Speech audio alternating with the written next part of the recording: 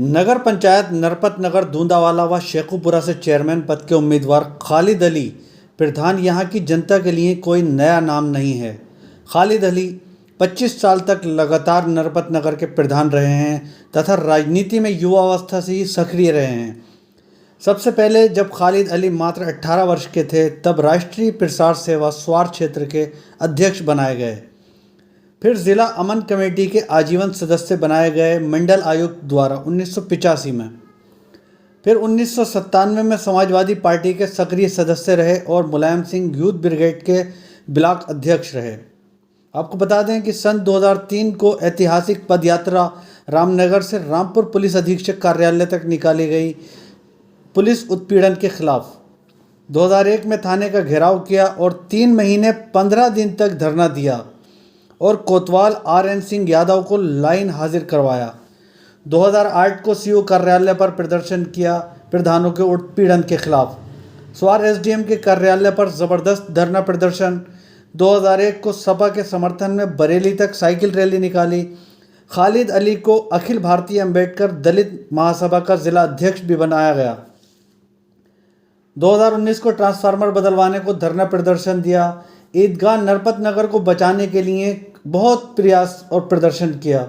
2015 में दोनों पानी की टंकी बनवाने का प्रयास व फिर घोषणा तक का सफ़र। 2020 को नगर पंचायत बनाए जाने की घोषणा। खालिद अली प्रधान का राजनीतिक सफ़र काफ़ी कठिनाइयों व संघर्ष भरा रहा और हमेशा जनता के सुख दुख में साथ रहे। आइए जानते हैं यहाँ का हाल खालिद अली प्रधान की ही ज़ुबानी। खालिद अली पूर्व प्रधान नरपत नगर तहसील स्वार जिला रामपुर। अब ये नई नगर पंचायत बनी है। नगर पंचायत नरपत नगर दूंदावाला व शेखुपुरा। अच्छा, पहले भी आप प्रधान रह चुके हैं इस इलाके से? जी, मैं यहाँ 30 साल प्रधान रहा हूँ। तो आपके द्वारा कराए गए विकास कार्य क्या रहे? मेरे द्वारा कराए गए विकास कार्य ये आप देख रहे हैं, राजकीय इंटर कॉलेज है, ये मैंने कराया। ये प्रथम बैंक है, ये मैंने कराई। गैस एजेंसी की वैकेंसी मैंने निकलवाई। और ये नगर पंचायत का जो है आप देख रहे हैं कि जहाँ नगर पंचायत हो रही है, ये इस नगर पंचायत के लिए 17 साल मैंने लड़ाई लड़ी और 17 साल के बाद भी कोर्ट से आरक्षण कराई योगी सरकार, तभी नगर पंचायत हुई। पानी की टैंक मैंने पहले ही 11 करोड़ से बनवा के तैयार करा दिए। 5.5 करोड़ रुपए का एक टैंक मैंने तैयार कराया। विकास के लिए तो यह है, जूनियर हाई स्कूल है, बेसिक स्कूल है, ये जितना शिक्षा पे मैंने ध्यान दिया इतना किसी चीज़ पे ज़्यादा ध्यान नहीं दिया। लड़की हमारे यहाँ की बिना पढ़ी लिखी लड़की होती थी, लोग स्कूल नहीं भेजते थे। आज हमारे यहाँ ये स्थिति है कि कम से कम 2 घर छोड़कर तीसरे घर में एक लड़की इंटर पास आपको मिलेगी। और यही इंटर पास का एक तरीका स्कूल का था। जब स्कूल नहीं था तो शिक्षा नहीं थी, लोग बेकार थे, बच्चों को पढ़ा नहीं रहे थे, कहाँ भेजे, स्कूल नहीं। आज हमने उसका इंतजाम करा और हम अगर बीच में प्रधानी नहीं हारते तो हम यहाँ डिग्री कॉलेज भी बनवा देते, महिला डिग्री कॉलेज। अब हमारा लड़कों का इंटर कॉलेज का प्रोग्राम है कि लड़कों के लिए हम इंटर कॉलेज कराए हैं। और आगे जो भी हमारे विकास कार्य रह गए हैं, जैसे हमारे यहाँ अभी अस्पताल की बड़ी कमी है। यहाँ कम से कम 25,000 की जनसंख्या है और एक भी सरकारी हॉस्पिटल यहाँ नहीं है, जो लोगों को बहुत बड़ी परेशानी पड़ती है। हमारी लड़ाई रहेगी कि हम हॉस्पिटल का इंतजाम कराएं। अगर हम चेयरमैन बने, हमारे यहाँ लेट की बहुत बड़ी दिक्कत है, बिजली की बहुत बड़ी दिक्कत है। ना हम गांव में ही हैं ना शहर में ही हैं।